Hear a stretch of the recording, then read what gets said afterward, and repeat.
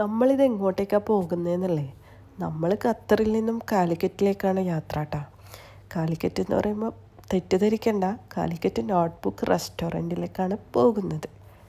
നമ്മളെ ഓഫീസിൻ്റെ പാർട്ടി വെച്ചത് ഇവിടെയായിരുന്നു കേട്ടോ. അപ്പം അന്ന് തൊട്ടിട്ടുള്ളൊരു അടങ്ങാത്ത പ്രണയമാണ് എനിക്ക് ഇവിടുത്തെ ഒരു ഫുഡിനോട് കേട്ടോ.